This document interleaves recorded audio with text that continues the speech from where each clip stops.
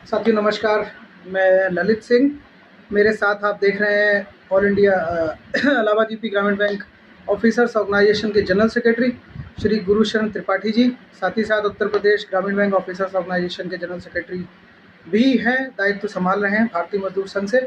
मुझे आप लोग जानते हैं, मैं आपका साथी, आपका युवा साथी, वर्कर्स ऑर्गेनाइजेशन कर्मचारी संघ का अध्यक्ष। साथियों, आज 2 अप्रैल को जो नया बैंक आर्यावर्त बैंक बना है, उसने दोनों बैंकों में जितनी भी एसोसिएशंस थीं, जितने भी संगठन थे, उनके उच्च पदाधिकारियों की एक बैठक बुलाई थी, जिसमें भारतीय मजदूर संघ की तरफ से, अधिकारियों कर्मचारी संघ की तरफ से मैं और गुरुशरण त्रिपाठी जी उस मीटिंग में शामिल हुए। साथियों, ये बताना ही ज़रूरी है कि ये वीडियो खास तौर से इलाहाबाद यूपी ग्रामीण बैंक के लिए बनाया जा रहा है। इलाहाबाद यूपी ग्रामीण बैंक में हमारे जितने भी अधिकारी, कर्मचारी, भाई, बंधु, बहनें काम कर रही हैं, ये वीडियो उनके लिए आज खास है। उनको सुनना ये वीडियो बहुत ज़रूरी है, क्योंकि ये वीडियो उनके फ्यूचर से रिलेटेड है। सुबह से, कल से बहुत लोगों के समस्याएं, बहुत लोगों के विचार, बहुत लोगों की जिज्ञासाएं हमारे पास आ रही थी, लेकिन कल हम कुछ भी बताने के, कुछ भी बात करने के स्थिति में नहीं थे। आज सुबह भी हमारे पास बहुत सारी जिज्ञासाएं आईं, जिन्हें हम उस समय तक बताने की स्थिति में नहीं थे। हमने सुबह लोगों से कहा था कि हमारे एक डिटेल्ड वीडियो का इंतज़ार कीजिए, जिसमें हम पूरी स्थिति से आप सभी को अवगत कराएंगे। हमारे बहुत सारे बुजुर्ग साथी, युवा साथी अपने भविष्य को लेकर आशंकित हैं कि ये जो ग्रामीण बैंक समामेलन हुआ है, इससे हमें कितना लाभ होगा, कितना फ़ायदा होगा या कितना नुकसान हमको हुआ है। साथियों, पहले हम बात करेंगे कि ये ग्रामीण बैंक का जो समामेलन हुआ है, इस पर हमारे विचार क्या है। देखिए साथियों, ग्रामीण बैंक का जो समामेलन हुआ, ये भारत सरकार की मंशा के अनुसार हुआ है, और इसमें ग्रामीण बैंक का जो अस्तित्व है वो काफ़ी निश्चित रूप से बड़ा हो गया है। किंतु एक एक समामेलन करके सरकार अपने उद्देश्य को नहीं पा सकती। हमारा तो यही डिमांड आगे भी रहेगी। अब हमारा ये लक्ष्य है कि अगर अमलगमेशन करना है तो पूरे भारत की आरआरबी को मिलाकर एक national rural bank of India बनाइए, तभी जो है रीजनल रूरल बैंक के स्टाफ के साथ सही न्याय हो सकता है, उनको सही उनके काम का फल मिल सकता है, जिसकी डिमांड हमारा भारतीय मजदूर संघ भी बहुत समय से करता आ रहा है, हमारा राष्ट्रीय नेतृत्व भी कर रहा है। साथ ही साथ उससे पहले उत्तर प्रदेश की एक एक आरआरबी को अमलगमेट करने की बजाय सारी आरआरबीज को अमलगमेट कर देना चाहिए कि उत्तर प्रदेश में केवल और केवल एक रीजनल रूरल बैंक होनी चाहिए। इससे क्या होगा? इससे होगा ये कि उत्तर प्रदेश के अन्य बैंकों में जो नियम कानून चल रहा है वो हमारे यहाँ नहीं है, हमारे यहाँ जो है वो उनके यहाँ नहीं है। डिस्पैरिटी लगातार बनी हुई है, और इसमें कहीं ना कहीं जो स्पॉन्सर बैंक के प्रबंधन होते हैं, ये अपनी मनमर्जी चलाते हैं। ये चाहे इलाहाबाद यूपी हो, चाहे आर्यावर्त ग्रामीण बैंक ऑफ आर्यावर्त हो, चाहे पूर्वांचल हो, चाहे काशी गोमती, चाहे सर्व यूपी, चाहे प्रथमा, चाहे कोई भी और अन्य बैंक हो, ग्रामीण बैंकों के ऊपर स्पॉन्सर बैंक अपनी मनमानी चलाते हैं, अपने मनमर्जी काम करते हैं, और अपने हिसाब से किसी भी चीज़ को एक्सप्लेन करना या व्याख्या देना वो काम करते हैं। जब कुछ देना होता है तो नियम कानून के हवाला देते हैं कि डीएफएस ने ये कहा, वो कहा, ये नहीं कहा, जबकि एक मिनिमम जो गारंटी होती है रिएम्बर्समेंट्स की और चीज़ों की, वो होनी चाहिए, वो नहीं है। हर आरआरबी में अलग है, क्योंकि हर आरआरबी का मैनेजमेंट अलग है। जिसकी जो सोच है वो आके देना शुरू करता है। साथ ही साथ आज हमने ये पाया, आज की मीटिंग का सारांश मैं आपको थोड़ी देर बाद बताऊंगा, लेकिन जो बात ज़रूरी है मैं उसको पहले करना चाहता हूं कि ये बात आपके लिए बहुत ज़रूरी है। इस बात से भी ज़्यादा ज़रूरी है कि आपको लाभ हुआ कि नुकसान, आपको भविष्य में क्या मिलने वाला है, क्या नहीं मिलने वाला, ये आपके फ्यूचर की बात है। आपकी 30 साल की आगे जो सर्विस बची है, अगर या 2 साल 3 साल की सर्विस बची है, ये उसकी बात है। हम उसके लिए पहले बात करेंगे, जो बात आज हुई उसकी हम बाद में बात करेंगे। तो पहली बात ये इसलिए ज़रूरी है कि संगठनों का जो रोल होना चाहिए वो ग्रामीण बैंक में संगठनों का रोल नहीं है। क्यों? क्योंकि आज जब मीटिंग में हम गए तो इलाहाबाद यूपी ग्रामीण बैंक के अन्य संगठनों को जिस हिसाब से बात करनी चाहिए उस हिसाब से वो बात नहीं की गई, और जब हम लोग कह रहे थे तो उस हिसाब से वो सहयोग नहीं दिया गया। एक व्यक्ति ने, माननीय श्री ए के शुक्ला जी ने कहने की कोशिश करी, मैं नाम नहीं लेना चाहता था, लेकिन मुझे नाम मजबूरी में लेना पड़ रहा है, क्योंकि आज मैं बहुत हृदय से मैं दुखी हूँ। जो रवैया अपनाया गया है संगठनों के द्वारा, वो इतना खराब और गंदा रवैया, मैंने आज तक किसी का नाम लेके वीडियो नहीं बनाया, मैंने आज तक किसी संगठन का नाम लेके स्पष्ट रूप से बात नहीं कही। हालांकि मैं वैचारिक मतभेद हमारा हमेशा रहा, लेकिन कभी भी मैंने इस प्रकार से नहीं सोचा कि मैं इस प्रकार से बनाऊं। लेकिन आज मैं मजबूर हो गया हूं, क्योंकि निजी रूप में मुझे मेरे भविष्य की भी चिंता है, मेरे साथियों की चिंता है, और हमें सबकी चिंता है। कि आगे क्या होगा। अगर यही रवैया रहा तो आगे क्या होने वाला है ये मुझे स्पष्ट रूप से दिख रहा है। आप चाहे मेरी आज आलोचना कर लीजिए, चाहे आप मुझे आज गालियाँ दे लीजिए या कुछ भी कर लीजिए, मैं आज आपको सच कह के रहूँगा। और सच यही है कि जब तक केवल संख्या बढ़ाने वाले संगठनों के पीछे आप लगे रहेंगे, आपका कोई भला नहीं कर सकता। ईश्वर भी उतर के आ जाए तो भी आरआरबी का भला नहीं हो सकता। क्यों? क्योंकि आपको केवल और केवल पिछलग्गू लोग चाहिए। पीछे चलने वाले संगठनों के पीछे जब तक आप लगे रहेंगे, लोभ लालच, मेरा स्थानांतरण, मेरा ट्रांसफर, मेरी पोस्टिंग, जब तक आप ये मेरा मेरा नहीं छोड़ोगे, ये संगठन आपका कुछ भला नहीं करने वाले। और जब ये बात करने जाते हैं तो एक विषय भी आपके पक्ष में इन लोगों ने बात नहीं की। आज ये मुझे देखकर बहुत दुख हो रहा है। मैं इस बात को स्पष्ट रूप से कह रहा हूँ, मेरी पीड़ा है इस बात को लेकर कि जब इलाहाबाद यूपी का पक्ष रखना चाहिए तब ऐसे संगठनों के लोग, ऐसे संगठनों के नेता जो अपने आप को बहुत ही बड़ा नेता कहते हैं, इन्होंने एक शब्द भी ढंग से नहीं कहा, एक शब्द भी इन्होंने इनके मुंह से नहीं निकला। और सामने वाला व्यक्ति इनको जो है, मैं किस भाषा में कहूँ, मैं पूरी बात आपको वीडियो में भी नहीं कह सकता, लेकिन मैं अपना दर्द बनाया कर रहा हूँ कि आप लोग कृपया करके ऐसे अंधा बनाने वाले, धोखा देने वाले लोग और ऐसे संगठनों से दूर रहे। और मैं नहीं कहता आप मेरे संगठन ज्वाइन कीजिए, बिल्कुल मत ज्वाइन कीजिए, आप मुझे बिल्कुल मत देखिए, मैं नहीं चाहता आप मेरे पास आएँ या हमारे संगठन को ज्वाइन करें। लेकिन युवा होने के नाते आप सोचिए कि आप कहाँ हैं। ये आपके लिए बहुत ज़रूरी सूचना है, बहुत आवश्यक वीडियो है। आप इसको शेयर करना चाहते हैं करिए, नहीं करना चाहते हैं मत करिए, मेरा कुछ नहीं आता, मेरा कुछ नहीं आता। मुझे कोई उम्मीद नहीं है कि कोई इसे शेयर करेगा, बात करेगा, देखेगा। मत देखिए। आप देखें तो एक बार अपने मन में सोचिए कि आप क्या कर रहे हैं, आप कहाँ जा रहे हैं। तो साथियों, मैं ज़्यादा नहीं बोलूँगा, बस मेरा जो बात करने का जो मेरे शब्दों में जो पीड़ा है वो मैं आपसे बयान कर रहा हूँ। इधर त्रिपाठी जी भी आपसे कुछ कहना चाहते हैं, 2 मिनट में त्रिपाठी जी को कहूँगा, फिर उसके बाद हम आगे बात करेंगे कि आज हमारी बात हुई क्या, हम आगे क्या करने जा रहे हैं, क्या कॉन्सिक्वेंसेस हो सकते हैं, आगे क्या करना है और किस प्रकार से अपने अधिकारियों और कर्मचारियों की सुरक्षा के लिए हमें आगे काम करना है। मैं इसके विषय में भी आपको डिटेल में भी बताने जा रहा हूँ। वीडियो मत छोड़ के जाइएगा, क्योंकि अगर आपने आज ये वीडियो मिस किया इलाहाबाद यूपी ग्रामीण बैंक विशेष तौर पे, तो आप समझिए कि आज आप सच्चाई को आप निगलेक्ट करोगे, और सच्चाई को जो निगलेक्ट करता है उसका भविष्य नहीं रहता।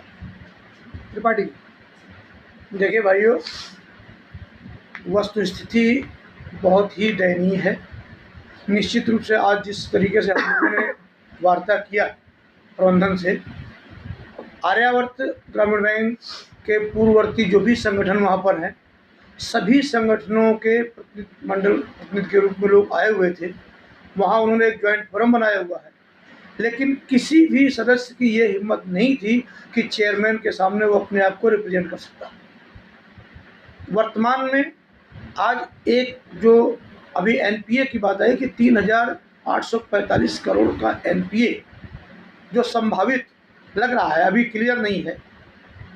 अब केवल ये इलाहाबाद यूपी ग्रामीण बैंक को लेकर के, इसका मतलब ये है कि कहीं न कहीं से एक ऐसी मंशा है कि वो आपके इलाहाबाद यूपी ग्रामीण बैंक को वर्स्ट पोजीशन डिक्लेयर करते हुए लेना चाहते हैं।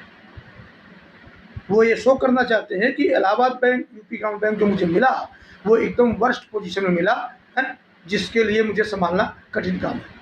आपकी जो फैसिलिटीज़ हैं, आज मैंने जो निगोशिएट किया उससे लगा आपकी फैसिलिटी सभी कट होंगी जो आर्यावर्त में दे हैं, केवल वो फैसिलिटीज़ मिलेंगी। और आर्यावर्त के लोगों में इतना साहस ज्वाइंट फोरम में भी नहीं रहा कि वो कभी भी फैसिलिटीज़ के लिए आज तक लड़ते।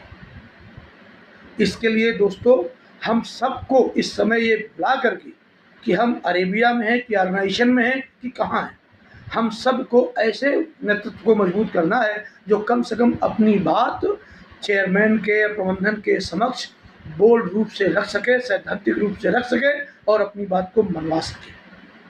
अन्यथा की स्थिति में हमारे सारे कार्मिक भाई नुकसान में जाएंगे और उनको आगे आने वाले भविष्य में बैंक में कार्य करना भी कठिन होगा। निश्चित रूप से ये सोचने का विषय है।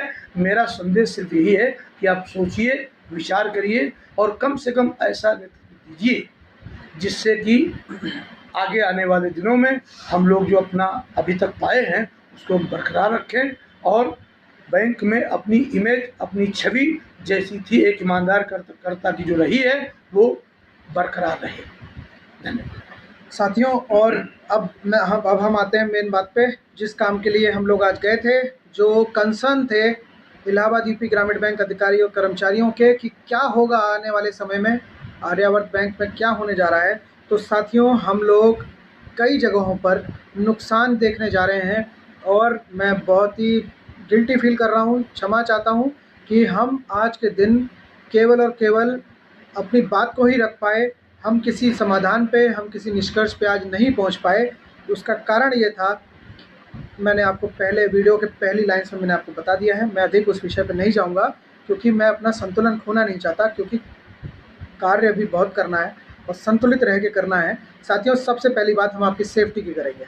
साथियों, आपको पता है कि अमलगमेशन हो गया है। सभी शाखा प्रबंधक कर्मचारी जितने भी शाखाओं में हैं, भूल जाइए कि आप कर्मचारी हैं, भूल जाइए कि आप शाखा प्रबंधक हैं। याद रखिए कि आप इलाहाबाद यूपी ग्रामीण बैंक के अधिकारी और कर्मचारी हैं। इस बैंक ने हमको नाम दिया है, ये बैंक हमारा है।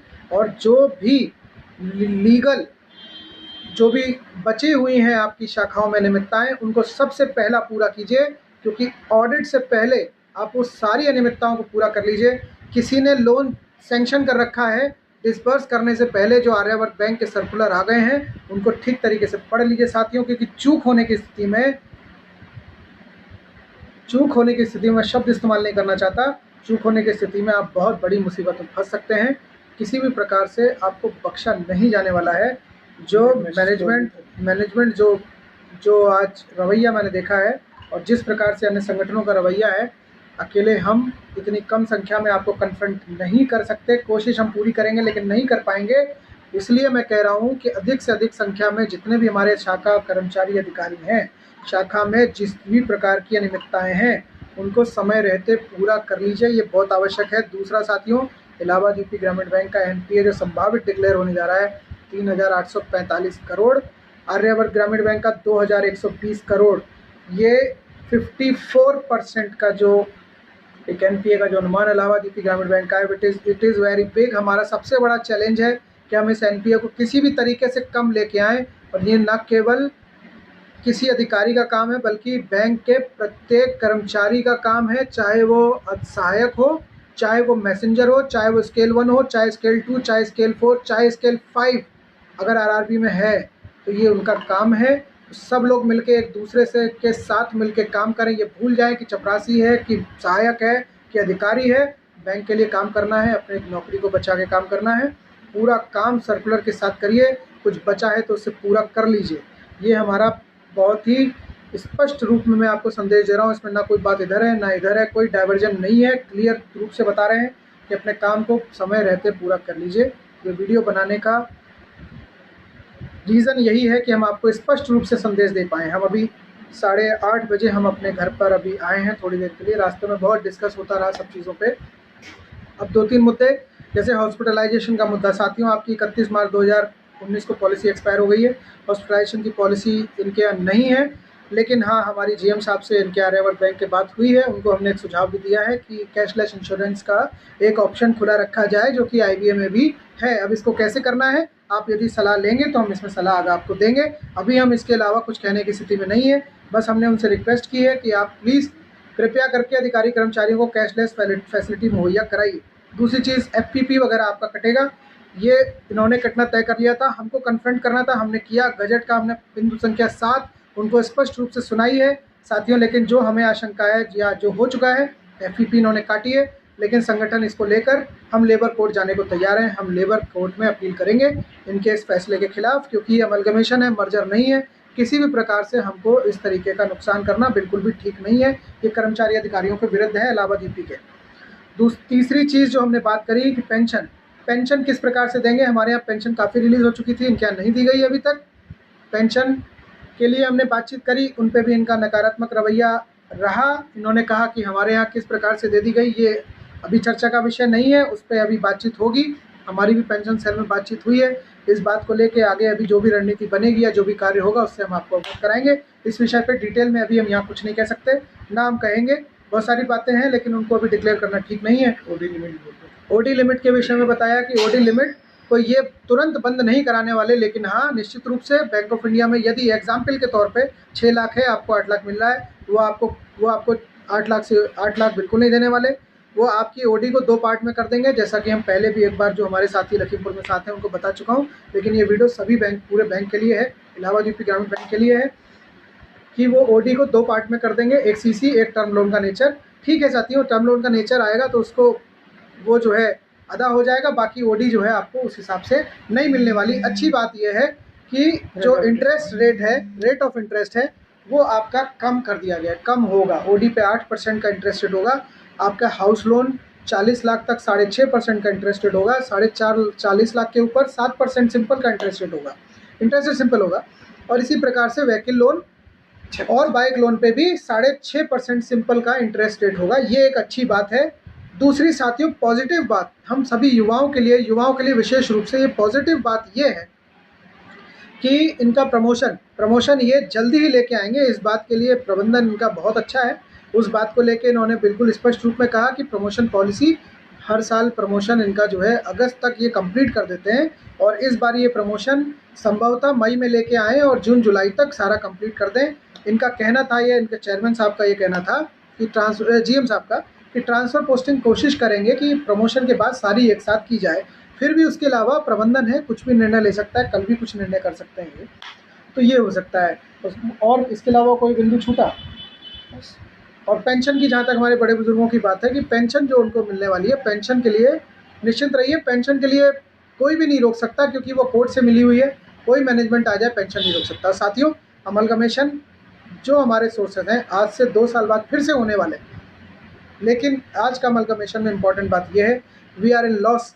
हम Allahabad UP Gramin bank as amalgamation, हमको कहीं फ़ायदा हुआ है तो कहीं नुकसान हुआ है। It is 50-50।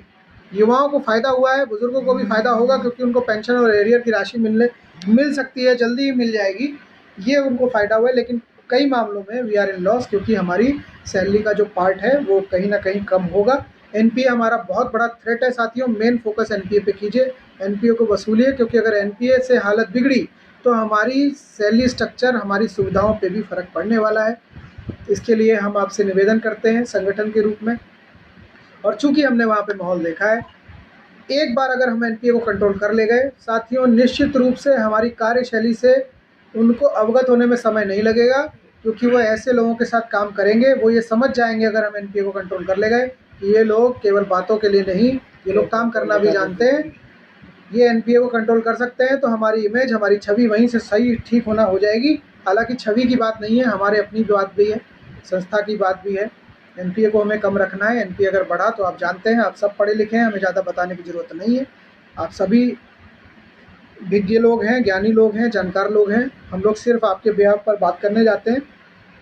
भविष्य में मौका मिला तो जाएंगे, नहीं मौका मिलेगा तो नहीं जाएंगे। एक बात और ध्यान रखिएगा कि ऋण वितरित करते समय जो अभी तक ये करते रहे कि आज ऋण पुराना खाता अदा किया, बंद किया और आज ही दूसरा कर दिया, यदि ऐसा करोगे तो इस प्रकार का सारा लोन वो एनपीए मान लेंगे। इसलिए अब कतई ये नहीं करना है कि आज ऋण एक तरफ बंद कर रहे हैं और दूसरी तरफ ऋण दे दें।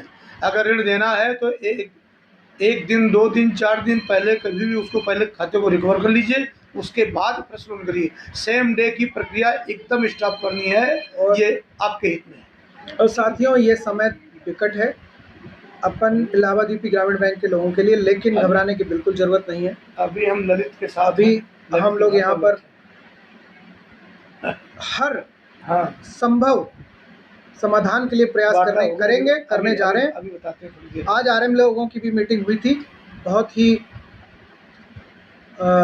डिप्रेस्ड सब लोग दिखे। जो मीटिंग हुई वो निश्चित रूप से ही कष्टदायक रही होगी, ये लोगों के चेहरों से दिख रहा था। एक पीड़ा थी और निश्चित रूप से रहेगी भी।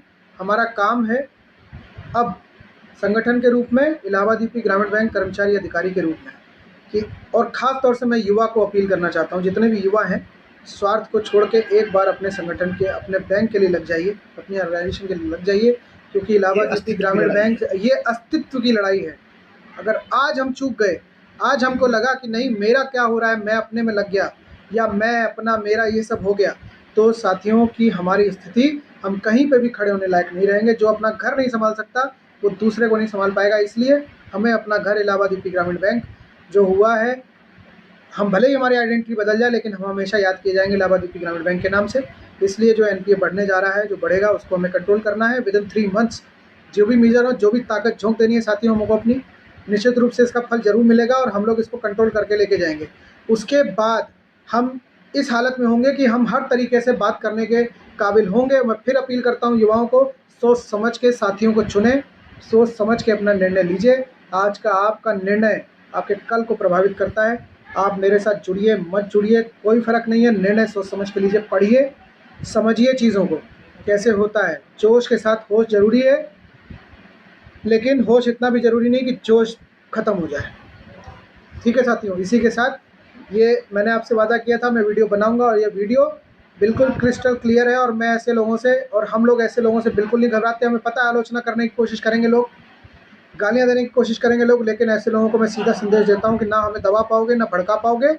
हमको जो करना है वेलफेयर में काम, वो हम करेंगे और स्पष्ट रूप से लोगों को संदेश देंगे। और बहुत सावधान रहने की ज़रूरत है साथियों। ईमानदारी से, मेहनत से अपनी नौकरी कीजिए, क्योंकि खतरनाक स्थिति में बचाने वाला कोई नहीं आएगा, ये मैं आपको बता दूं स्पष्ट रूप से। अगर आप मेहनत से, ईमानदारी से काम करते हैं, कोई भी आपको दबा नहीं पाएगा। डरने की और घबराने की बिल्कुल ज़रूरत नहीं है। इलाहाबाद यूपी ग्रामीण बैंक अधिकारियों और कर्मचारियों को भारतीय मजदूर संघ का हमारा संगठन पूरे रूप से आश्वस्त करता है कि उनको घबराने की और डरने की ज़रूरत नहीं है। उनके हितों के लिए जहाँ तक हमें लीगल और जितना भी ट्रेड यूनियन लॉ के अंतर्गत जो भी कार्रवाई करनी होगी, हम करने को तत्पर हैं और हम करेंगे। बहुत बहुत धन्यवाद। जय हिंद, भारत माता की जय।